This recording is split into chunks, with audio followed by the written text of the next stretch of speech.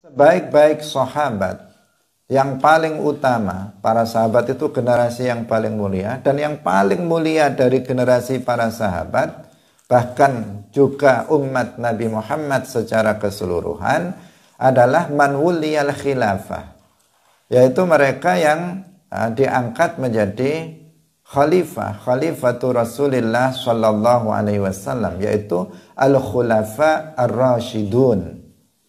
Al-Khulafa Ar-Rashidun, Abu Bakar, Umar, Ibn Al-Khattab, kemudian Utsman bin Affan, dan Ali bin Abi Thalib radhiyallahu anhum. Nah, mereka lah yang termulia, para sahabat yang termulia. 4 orang sahabat. Salatullah, salamullah, alal hadi Rasulillah. Assalamualaikum warahmatullahi wabarakatuh. Naqra wahid isnani salasa.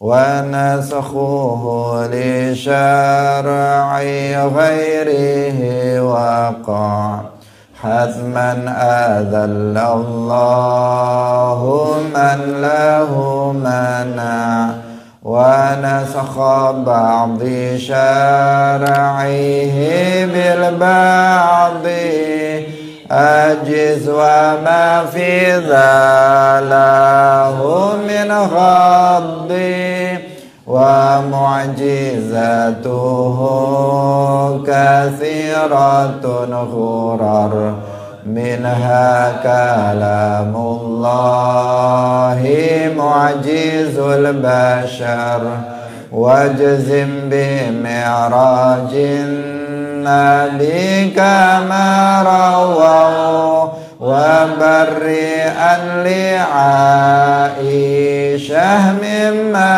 رموا وصبه خير القرون فاستمع فتابعي فتابع لمن تبع وخيرهم من ولي الخلافة وأمرهم في الفضل كالخلافة يليهم قوم كرام بررة عدتهم 6 تمام العشرة فأهل بدر العظيم شان فأهل أحد بيعة الرضوان والسابقون فضلهم نصا عرف هذا وفي تعيينهم قد اختلف وأول التشاجر الذي ورد إن حد فيه واجتنب داء الحسن. Hadirin hadirat kaum muslimin muslimat, pemirsa Madu TV rahimakumullah. Alhamdulillah, pagi hari ini Allah Subhanahu wa taala kembali melimpahkan taufiknya kepada kita semuanya. Allah memberikan kekuatan kepada kita untuk melaksanakan salah satu amal kebaikan yang pahalanya sangat besar, yang melebihi pahala sholat sunnah 1000 rakaat, yaitu berupa menghadiri majelis ilmu. Semoga kehadiran kita dalam majelis ini menjadi amal soleh yang diterima oleh Allah Subhanahu wa ta'ala. Amin ya rabbal alamin. Salawat dan salam semoga tetap terlimpahkan kepada makhluk yang termulia secara mutlak, penutup dari seluruh para nabi dan rasul, yaitu Nabi kita Muhammad sallallahu alaihi wasallam, para sahabatnya, keluarganya, serta seluruh umat Islam yang mengikuti beliau ila yaumil qiyamah. Semoga kita semuanya nanti pada hari kiamat mendapatkan syafaat beliau. Amin ya rabbal alamin. Hadirin rahimakumullah, mari kita mulai ngaji kita dengan tidak lupa mengikhlaskan niat kita lillahi ta'ala.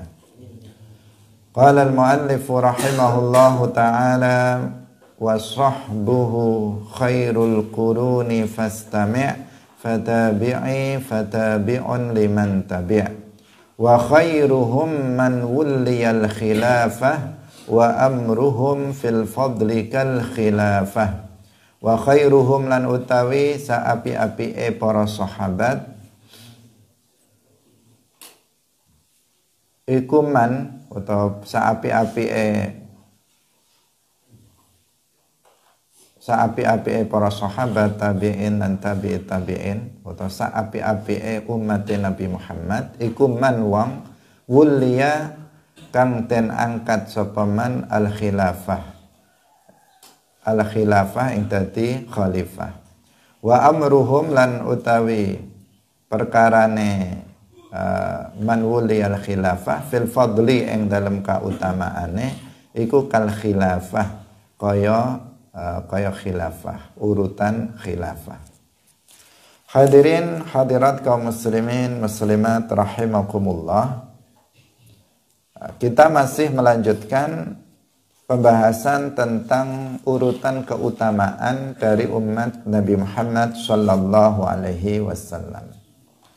Secara global telah kita sampaikan bahwa orang-orang yang hidup pada 3 abad pertama Hijriah, yang mereka disebut sebagai orang-orang salaf, itu adalah umat yang terbaik.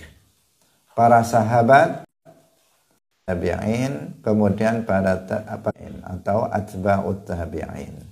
Secara berurut para sahabat secara umum lebih mulia daripada tabi'in, para tabi'in lebih utama daripada para atba'ut tabi'in. Itu adalah secara ijmali, secara global. Nah, sekarang muallif rahimahullahu ta'ala merinci tentang keutamaan dari umat Nabi kita Muhammad sallallahu alaihi wasallam.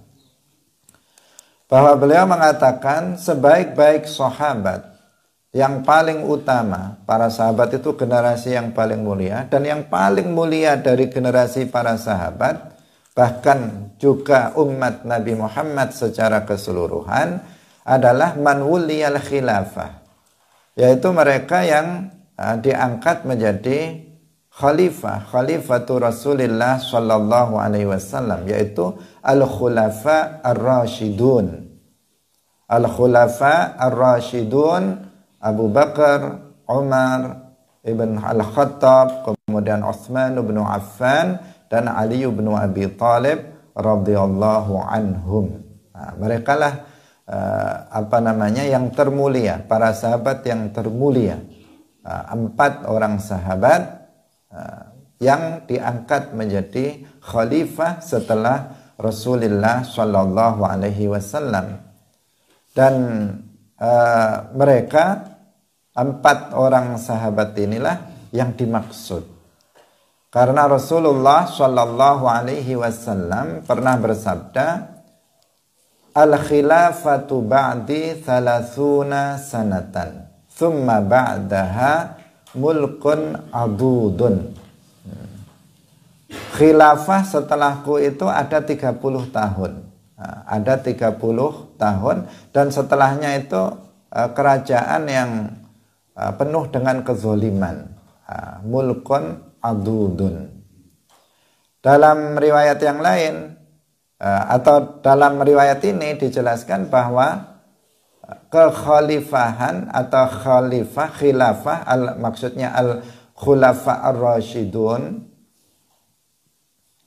atau al-khilafah ar-rasyidah itu berlangsung selama 30 tahun saja. Nah, setelah itu berganti menjadi kerajaan. Dan kalau dihitung, maka itu berakhir sampai kekhalifahan Al-Hasan bin Ali. Karena Sayyiduna Abu Bakar As-Siddiq radhiyallahu anhu, beliau memerintah itu selama 2 tahun 4 bulan, kurang 10 malam. Itu Sayyiduna Abu Bakar.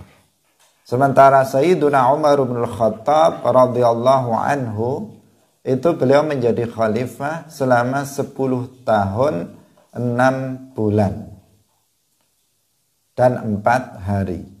Khalifah Utsman bin Affan radhiyallahu anhu menjadi khalifah selama 10 tahun, kurang 12 hari. Sementara Khalifah Ali bin Abi Thalib itu menjadi khalifah selama 5 tahun, kurang 2 bulan. Nah, itu belum cukup 30 tahun. Sehingga disempurnakan menjadi 30 tahun itu dengan kekhilafahan Al-Hasan bin Ali, sekitar 6 bulan saja. Jadi seluruhnya 30. Maka yang dimaksud di sini dikatakan bahwa kekhalifahan itu adalah 30 tahun, dan kemuliaan umat Muhammad adalah bahwa yang paling mulia di antara mereka adalah para khalifah ini, para khulafa, para khalifah yang rasyid ini, yang mereka memiliki kemuliaan lebih dari yang lainnya. Dan urutannya wa amruhum fil fadli kal khilafah. Dan urutannya di dalam keutamaannya itu seperti urutan kekhalifahan. Berarti urutan pertama itu adalah Sayyiduna Abu Bakar As-Siddiq radhiyallahu anhu dari sisi keutamaan. Dari sisi kekhalifahan urutannya Abu Bakar, Umar, Utsman, Ali. Dari sisi keutamaannya juga sama urutannya. Yang paling mulia adalah Sayyiduna Abu Bakar As-Siddiq, kemudian Sayyiduna Umar bin Khattab, kemudian Sayyiduna Utsman bin Affan, kemudian Sayyiduna Ali bin Abi Thalib radhiyallahu anhu. Dari sisi urutannya juga sama, seperti urutan masa mereka menjadi seorang khalifah. Hadirin yang dirahmati oleh Allah Subhanahu wa taala, yang pertama adalah Sayyiduna Abu Bakar As-Siddiq radhiyallahu anhu. Kita tidak secara detail mengkisahkan tentang siapa Sayyiduna Abu Bakar As-Siddiq radhiyallahu anhu, tetapi secara global tentang siapa Sayyiduna Abu Bakar As-Siddiq radhiyallahu anhu. Yang jelas yang telah kita kemukakan bahwa Sayyiduna Abu Bakar itu adalah afdalu awliya'il bashar. Seperti yang sudah kita kemukakan sebelumnya. Afdalu awliya'il bashar. Beliau adalah wali yang termulia dari kalangan manusia, wali yang paling mulia, mulai dari wali-wali pada zaman Muhammad sampai wali-wali hari kiamat. Nah, itu semuanya nggak ada yang derajatnya mengungguli Sayyiduna Abu Bakar As-Siddiq radhiyallahu anhu. Nggak ada yang mengungguli. Karena adanya seorang wali itu bukan hanya pada masa Nabi Muhammad sallallahu alaihi wasallam, tetapi sebelum Nabi Muhammad itu juga ada wali. Kita tahu pada masa Nabi Sulaiman alaihi salam ada seorang wali yang memiliki karamah, bisa memindahkan singgasana Bilqis sekejap mata. Itu adalah seorang wali. Kita juga tahu bahwa Sayyidah Maryam juga seorang wali. Kemudian juga Sayyidah Asiyah juga seorang wali.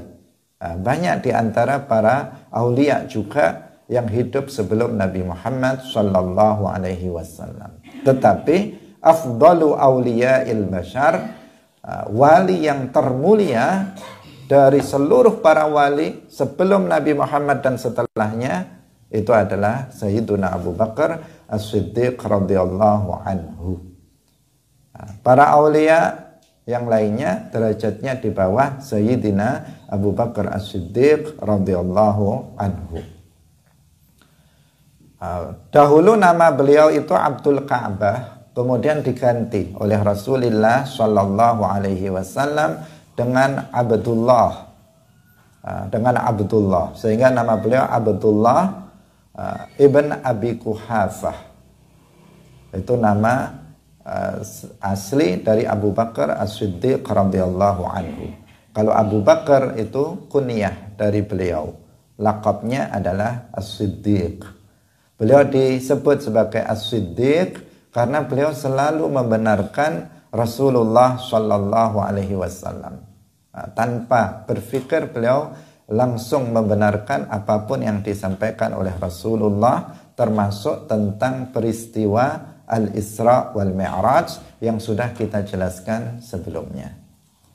Bahkan kita juga mengetahui bahwa Sayyiduna Abu Bakar As-Siddiq radhiyallahu anhu, beliau adalah orang yang pertama kali masuk ke dalam agama Islam dari kalangan laki-laki dewasa. Karena umur Nabi dengan Sayyiduna Abu Bakar itu lebih muda 3 tahun dari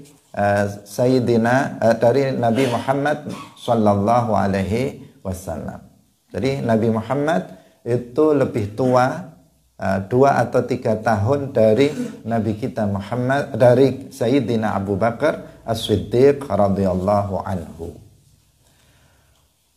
Beliau ketika mendengar bahwa Nabi Muhammad sallallahu alaihi wasallam menerima wahyu pertama, beliau langsung masuk ke dalam agama Islam.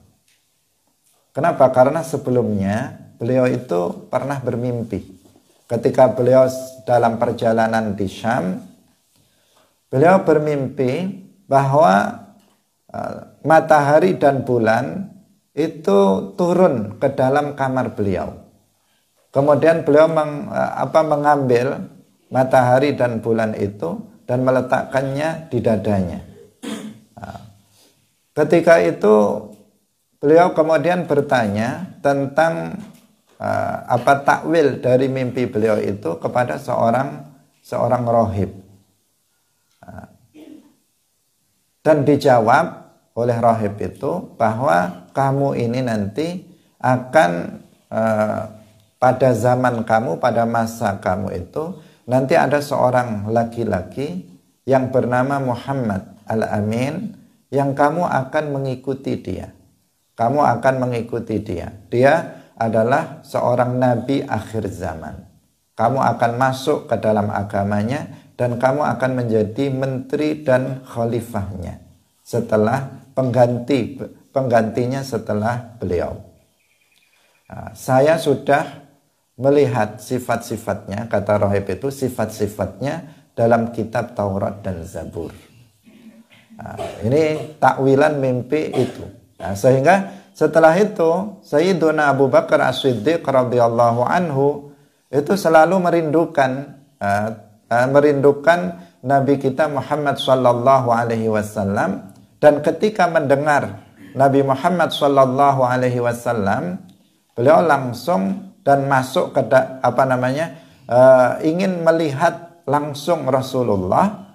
Dan ketika beliau telah diangkat menjadi nabi, beliau langsung masuk Islam sehingga menjadi orang yang pertama kali masuk ke dalam agama Islam dari kalangan laki-laki dewasa. Kalau dari kalangan anak-anak itu Sayyiduna Ali bin Abi Thalib.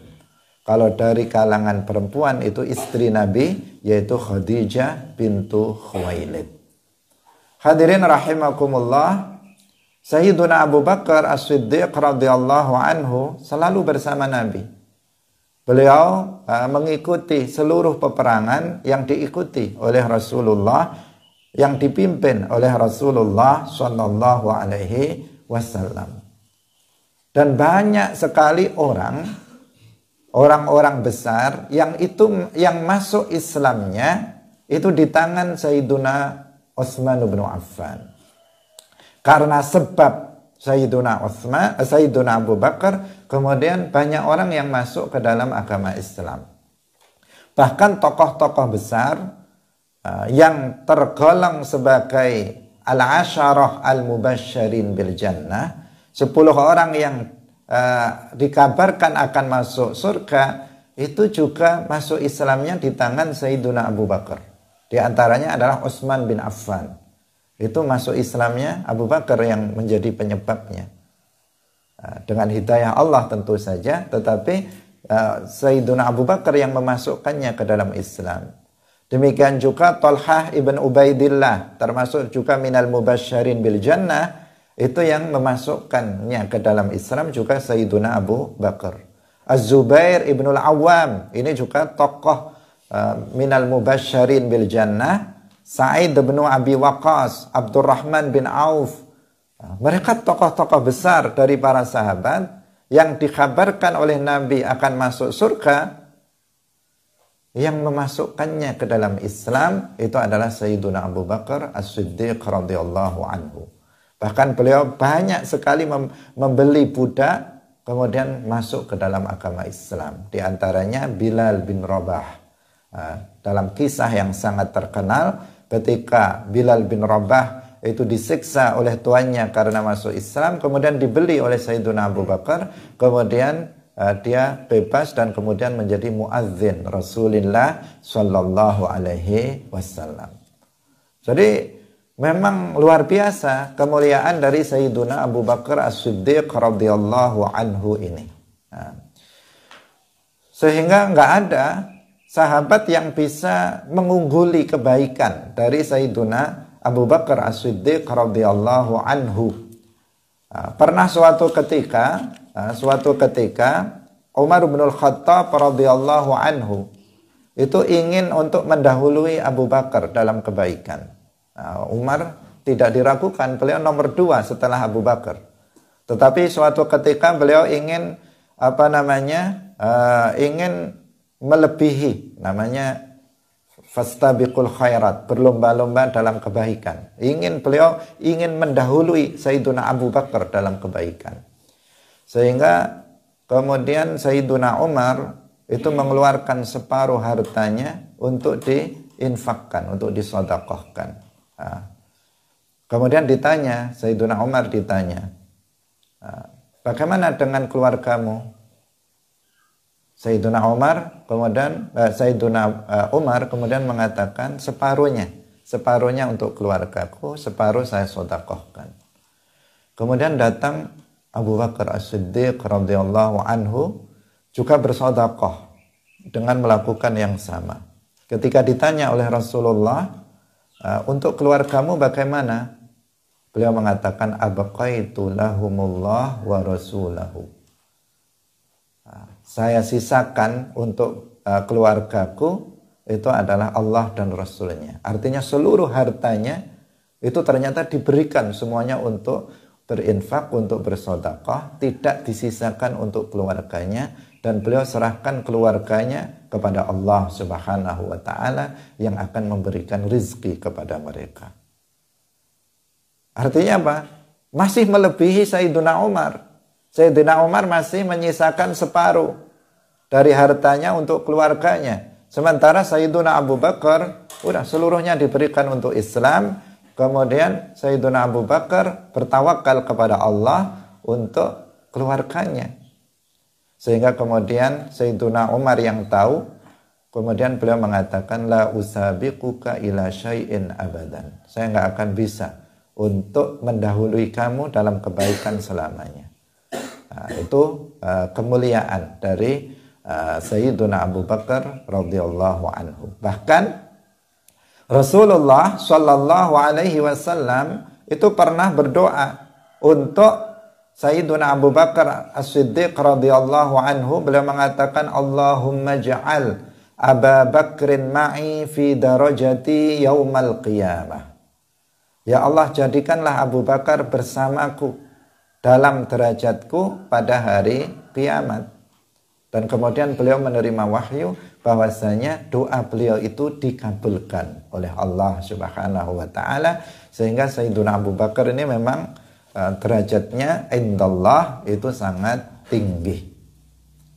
Hadirin rahimakumullah, dan ini memang sesuai dengan amal yang beliau lakukan. Beliau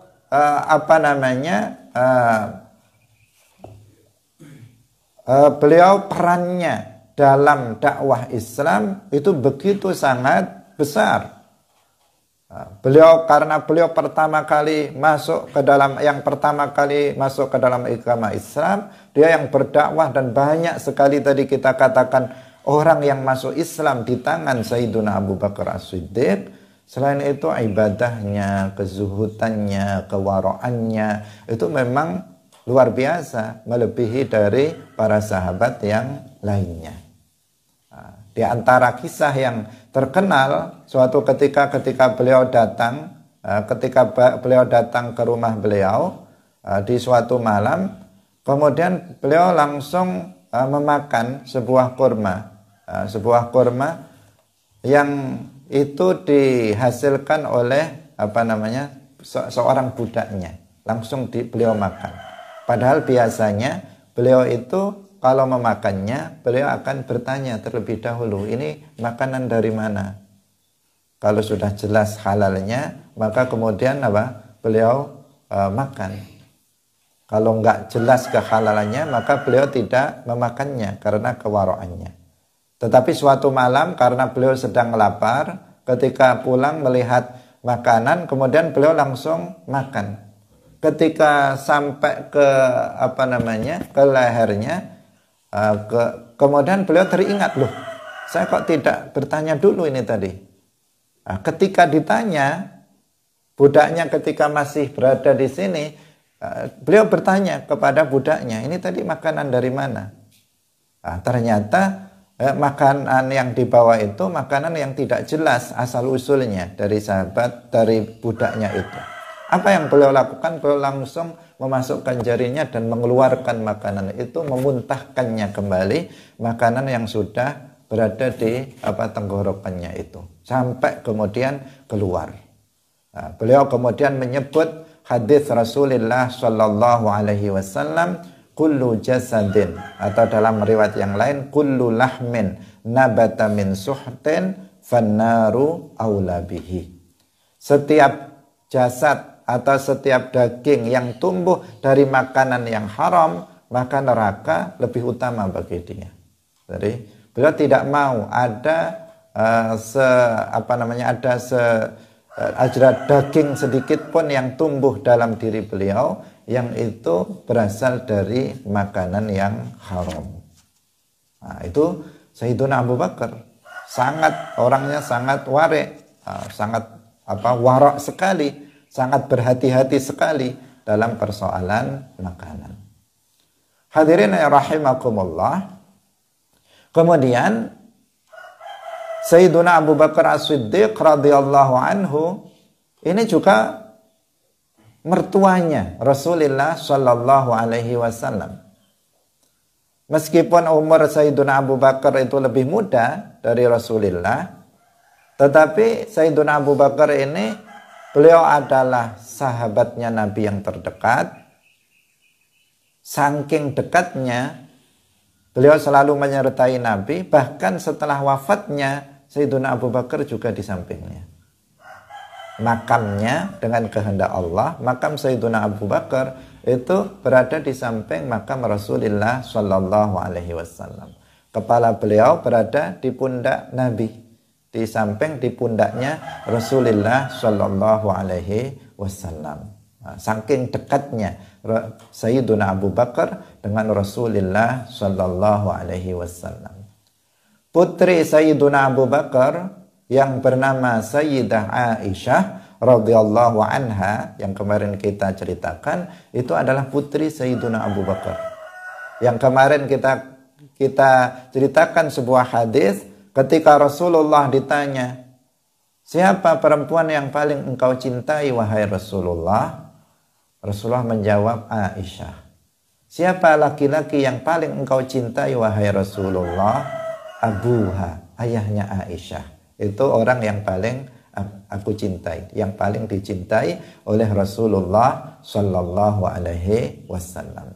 Nah, setelah Rasulullah wafat, beliau yang menggantikannya, sehingga beliau disebut sebagai Khalifatu Rasulillah.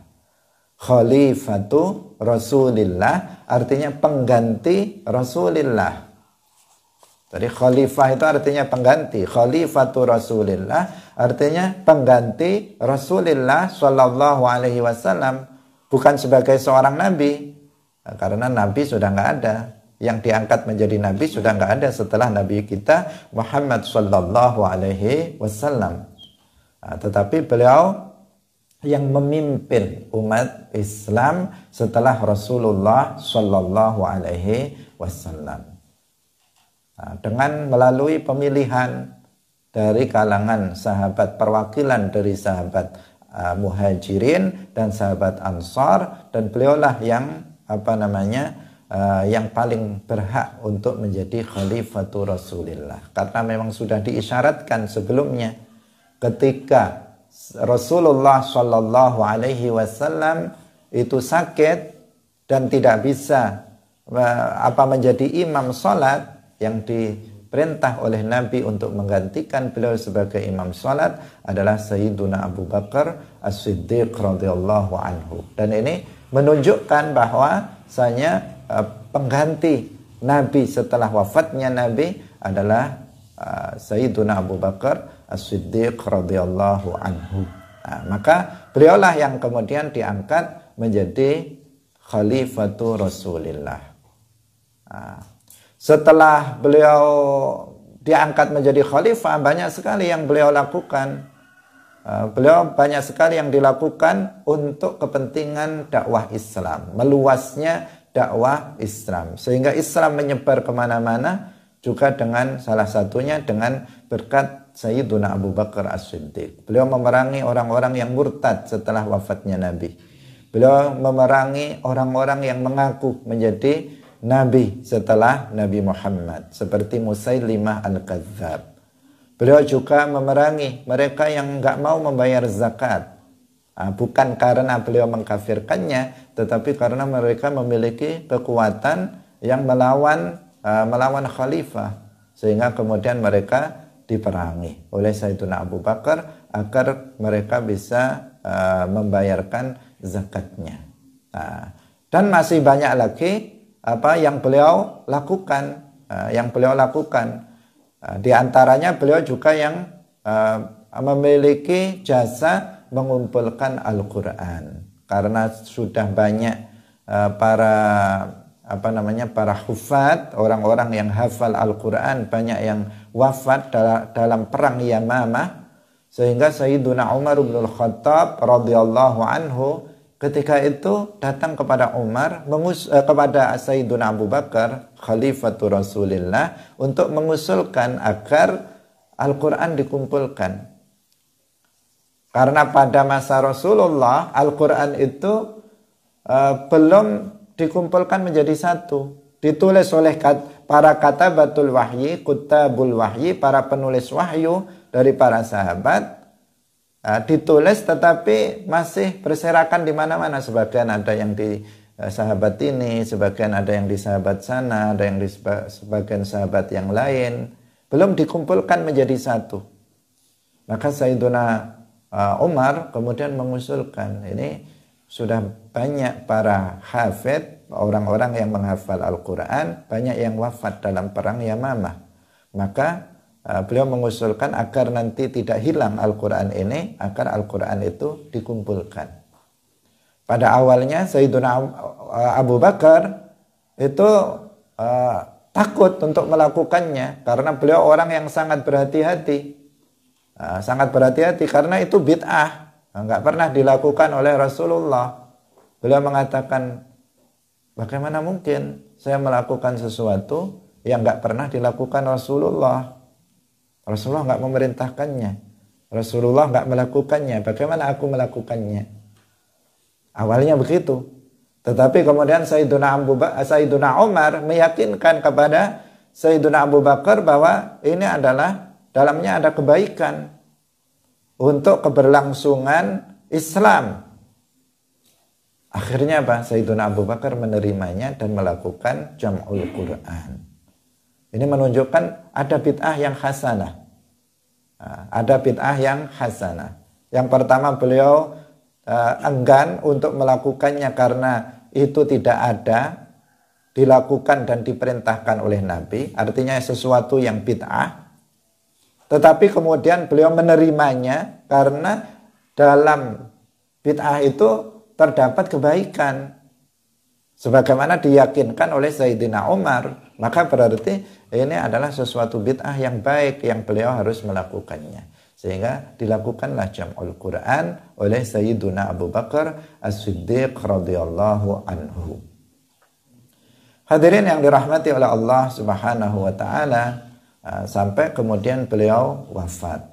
Beliau wafat, setelah beliau wafat itu beliau telah berwasiat.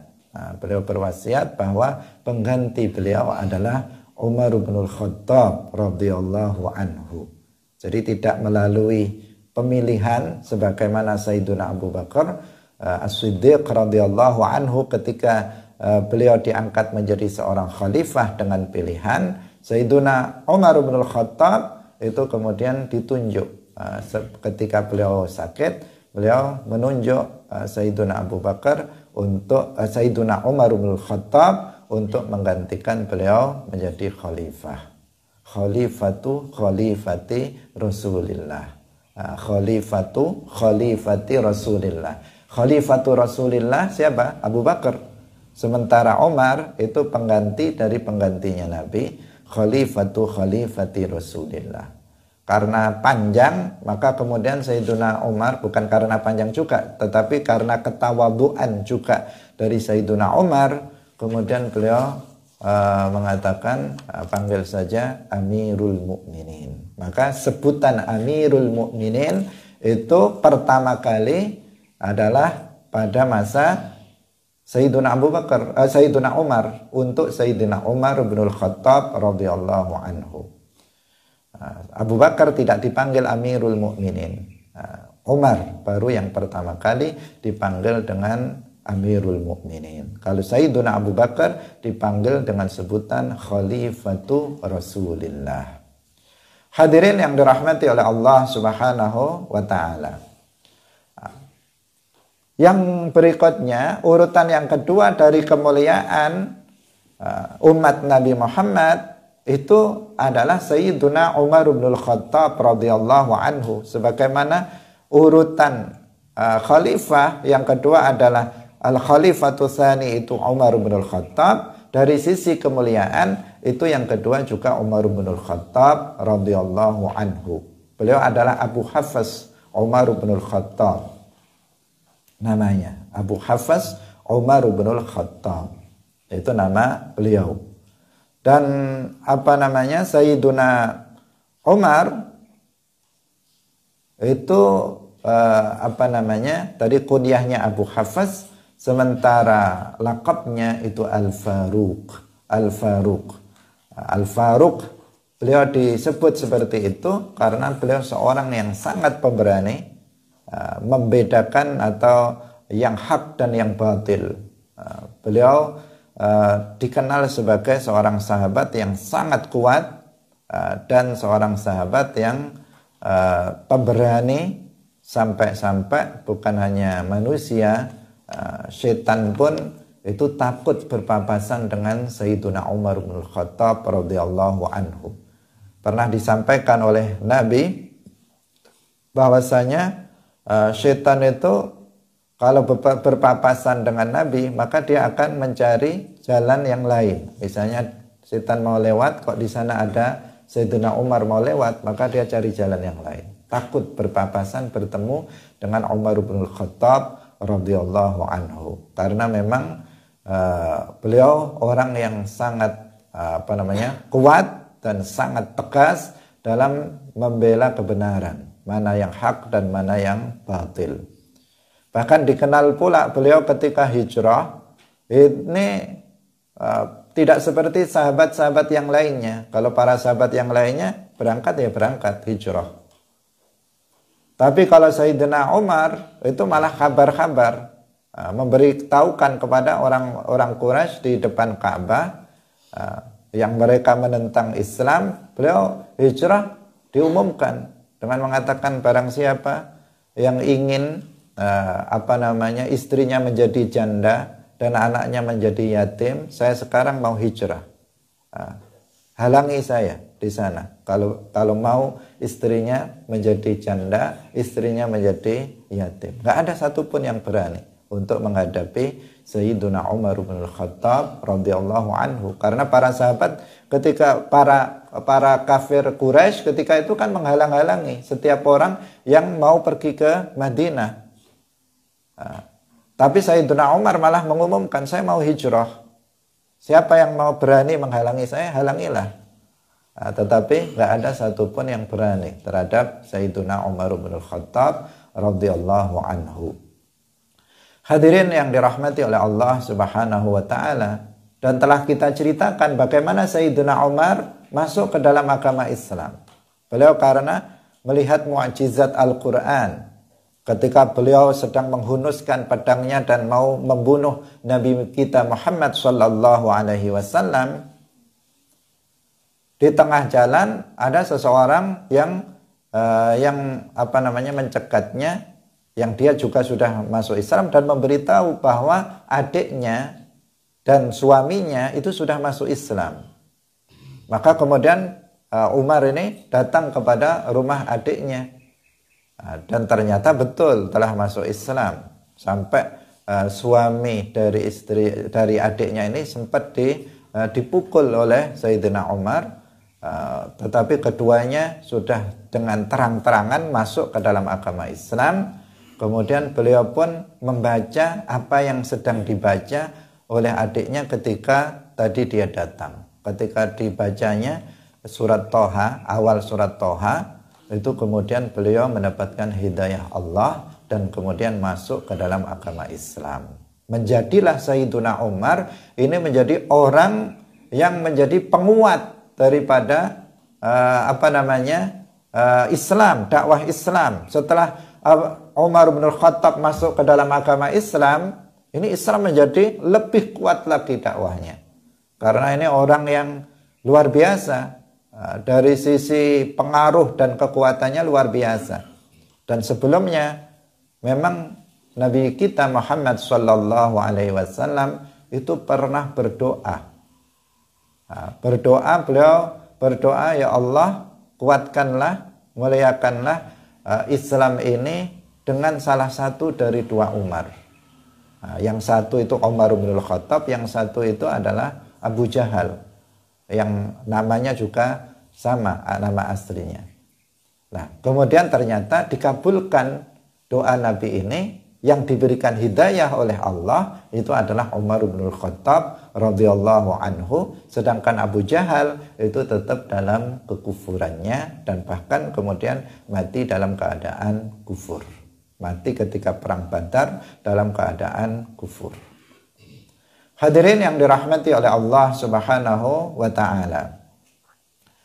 Sayyiduna Umar bin Khattab radhiyallahu anhu, beliau ketika diangkat menjadi seorang khalifah, beliau itu luar biasa keadilannya dan keberaniannya dalam menegakkan kebenaran. Sehingga kondisi umat Islam sangat baik pada masa Sayyiduna Umar bin Khattab radhiyallahu anhu. Selain beliau itu melanjutkan dakwah Islam, menyebarkan Islam ke berbagai daerah. Pada masa beliau juga melakukan hal-hal yang baru, yang maslahah untuk umat Islam. Di antaranya yang sangat terkenal untuk beliau, bahwa beliau yang pertama kali meletakkan kalender Hijriyah.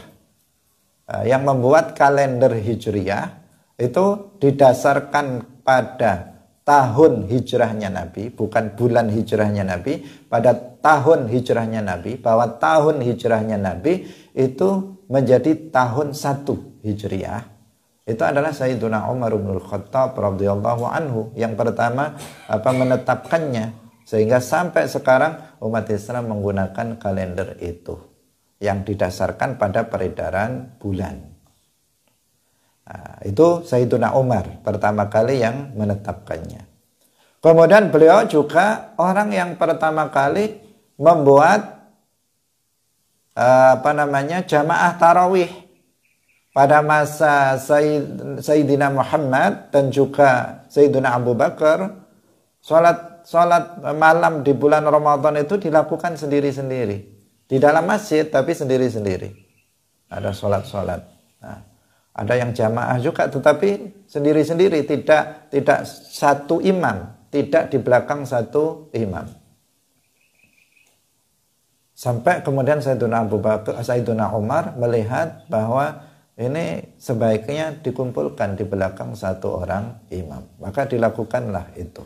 Ketika Sayyiduna Umar melihat bahwa umat Islam telah sholat tarawih di belakang satu imam,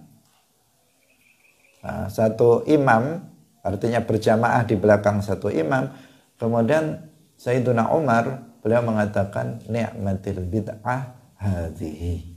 Ni'matil bid'ah hadhihi. Sebaik-baik bid'ah adalah ini. Yaitu sholat tarawih di belakang secara berjamaah di belakang satu imam. Itu disebut oleh Sayyiduna Umar sebagai sebaik-baik bid'ah. Perhatikan, Sayyiduna Umar membagi bid'ah menjadi 2. Beliau mengatakan ada bid'ah itu yang baik. Bahkan beliau menyebut sholat tarawih secara berjamaah di belakang satu imam itu adalah sebaik-baiknya bid'ah. Beliau mengatakannya seperti itu. Nah, ini menunjukkan bahwa bid'ah yang hasanah, bid'ah yang khair itu ada. Dan Sayyiduna Abu Bakar yang mengatakannya sendiri. Nah, sebelumnya tentu Rasulullah Shallallahu Alaihi Wasallam itu juga membagi bid'ah menjadi 2. Al-Quran juga membagi bid'ah menjadi 2. Bahwa di antara bid'ah itu ada bid'ah yang baik. Nah, maka kalau kelompok Wahabi yang mereka mengatakan bahwa setiap bid'ah itu sesat, tempat orang yang melakukannya di neraka, secara mutlak mereka mengatakan seperti itu, maka ini adalah sesuatu hal yang bertentangan dengan apa yang disampaikan Nabi. Nabi sendiri mengatakan, man ahdatsa fi amrina hadza ma laysa minhu fahuwa raddun. Barang siapa yang membuat perkara yang baru dalam Islam, artinya bid'ah. Yang ma laysa minhu, yang perkara bid'ah itu bertentangan dengan Islam, maka dia tertolak. Maka mafhumnya, pemahaman yang tidak tertulis, berarti kalau seseorang membuat perkara baru dalam Islam, yaitu bid'ah, yang sesuai dengan ajaran Islam, maka dia makbul, maka dia diterima. Maka di sini Rasulullah membagi bid'ah menjadi 2. Ada bid'ah yang mardudah, ada bid'ah yang makbulah.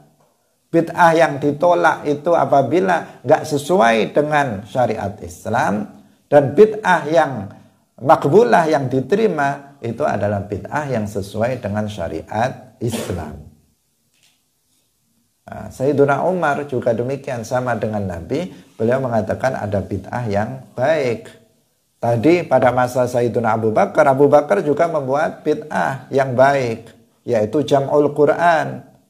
Kemudian Sayyiduna Umar itu juga membuat bid'ah yang baik, yaitu berupa apa? Yaitu berupa sholat jamaah tarawih di belakang satu imam. Bahkan menetapkan kalender hijriah itu kan juga merupakan salah satu jenis bid'ah. Karena itu juga terkait dengan ajaran Islam. Nah, sebagian ibadah itu tidak bisa dilakukan tanpa mengetahui kalender hijriah. Nah, misalnya ada sholat puasa sunnah tanggal 13, 14, 15 setiap bulan. Gimana melakukannya kalau nggak tahu kalender hijriah? Puasa Ramadan Puasa Ramadan itu wajib dilakukan oleh setiap muslim. Kapan? Pada bulan Ramadan. Bukan pada bulan Januari, Februari, Maret. Bagaimana seseorang bisa melakukan puasa Ramadan kalau dia nggak tahu Ramadan? Dan seterusnya. Ini juga bagian dari bid'ah yang baik yang dibuat oleh Sayyiduna Umar bin Khattab radhiyallahu anhu. Hadirin yang dirahmati oleh Allah Subhanahu wa taala, dan masih banyak hal-hal yang dilakukan oleh Sayyiduna Umar bin Khattab radhiyallahu anhu. Dan juga banyak kata-kata hikmah yang bisa kita ambil dari Sayyiduna Sayyiduna Umar bin Khattab radhiyallahu anhu. Di antara nasihat beliau, di antaranya nasihat beliau kepada kita, hasibu qabla an tuhasabu. Artinya introspeksilah diri kalian sebelum kalian nanti diintrospeksi oleh orang lain. Artinya lihat diri kalian dulu sebelum kalian ngoreksi orang lain. Dan karena sebelum kalian nanti akan dihisab pada hari kiamat, kamu hisab sendiri diri kamu sendiri. Apakah saya sudah melakukan ini? Apakah saya sudah melakukan ini? Apakah saya sudah meninggalkan yang haram? Apakah saya sudah melakukan kewajiban-kewajiban saya? Hal-hal yang baik apa? Itu kita koreksi diri kita sendiri. Sebelum nanti pada hari kiamat kita akan dihisab oleh Allah Subhanahu wa ta'ala. Ini sebuah sebuah kata-kata yang penting untuk kita selalu ingat. Hasibu anfusakum qabla an tuhasabu. Ini pernyataan dari Sayyiduna Umar bin Khattab radhiyallahu anhu. Hadirin yang dirahmati oleh Allah Subhanahu wa ta'ala, dan tentu saja masih banyak lagi ucapan-ucapan yang beliau sampaikan yang mengandung hikmah yang bisa kita ambil. Nah, sampai kemudian beliau wafat. Nah, beliau wafat karena penyebabnya adalah dibunuh oleh seorang yang majusi. Sebenarnya majusi, dia namanya Abu Lu'lu'ah. Beliau menusuk Sayyiduna Umar bin Khattab ketika sholat. Jadi ketika beliau sedang sholat, Abu Lu'lu'ah ini menyamar. Dia sudah siapkan pisau yang dibubuhi dengan racun, yang dikasih racun, kemudian dimasukkan ke dalam bajunya. Kemudian dia sholat di belakang Sayyiduna Umar. Ketika sholat sedang berlangsung, di tengah-tengah sholat, tiba-tiba Abu Lu'lu'ah mengambil pisaunya dan menusukkannya dari belakang. Karena Sayyiduna Umar kalau dihadapi secara langsung ya nggak akan berani orang. Tetapi itu ditusuk di saat Sayyidina Umar ibn al-Khattab radhiyallahu anhu itu sedang sholat. Kemudian lari Abu Lu'lu'ah ini, lari dan kemudian dikejar oleh para sahabat, tertangkap dan kemudian dihukum. Tetapi dengan sebab luka yang akibat ada racunnya juga, itu kemudian Sayyidina Umar kemudian akhirnya wafat dengan sebab itu. Namun sebelum beliau wafat, beliau telah mengumpulkan 6 orang sahabat pilihan untuk bermusyawarah tentang pengganti beliau. Ini insya Allah akan kita lanjutkan sedikit kisah secara garis besar tentang sahabat-sahabat yang mulia, khususnya yaitu 4 orang al-khulafa ar-rasyidun, Abu Bakar, Umar, Utsman, dan Ali. Semoga bermanfaat apa yang kita sampaikan pada pagi hari ini. Barakallahu fikum. Wallahul muwaffiq ila aqwamit thoriq. Wassalamualaikum warahmatullahi wabarakatuh.